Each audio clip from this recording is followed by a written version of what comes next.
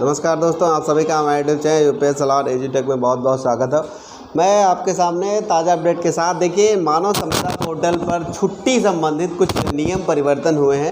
मुझे लगता है वो जानने की ज़रूरत है। पता लगा कि आपको नहीं जान पाए, उसकी वजह से आपको दिक्कत होगी। पता लगा आपको अनुपस्थित दिखा दिया गया है।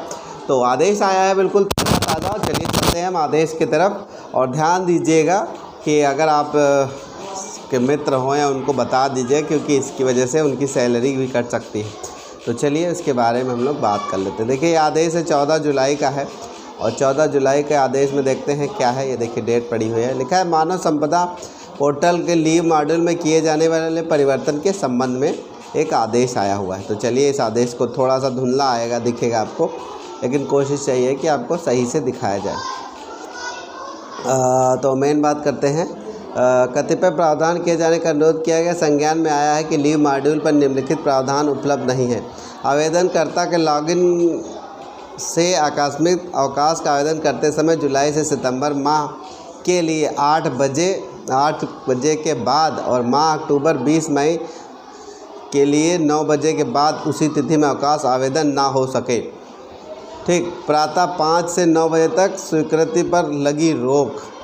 अच्छा, आगे अवकाश स्वीकृति पर निर्णय लेते समय जिस तिथि का अवकाश आवेदित है उस विद्यालय में उसी तिथि में कितने कार्मिक पूर्व से अवकाश पर प्रदर्शित कराना।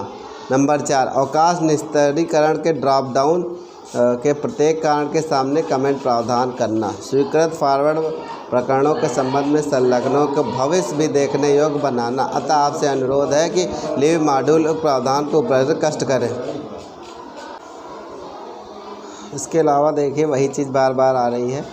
तो यही है कि भैया जो गर्मियों वाला है 8 बजे से है, 8 बजे के बाद छुट्टी स्वीकृत नहीं हो सकेगी। ठीक है, और मई में जो होगा 9 बजे से स्कूल टाइम है, उसके बाद ना हो सके।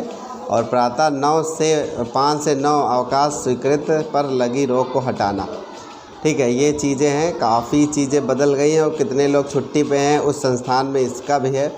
अवकाश निस्तारीकरण में ड्रॉप डाउन के प्रत्येक कारण के सामने कमेंट का प्रावधान हो। स्वीकृत फॉरवर्ड प्रकरणों के संबंध में संलग्नों को भविष्य में देखने योग्य बनाना।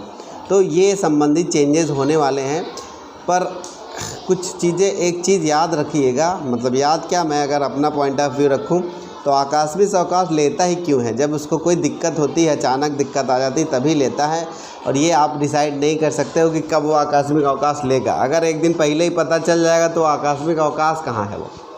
चलिए खैर, मेरा पॉइंट ऑफ व्यू मैटर नहीं करता है और चेंजेस हैं, आप ध्यान दीजिएगा क्योंकि आदेश भी आ चुका है। ठीक है दोस्तों, फिर मिलते हैं एक और, तब तक बने, नमस्कार।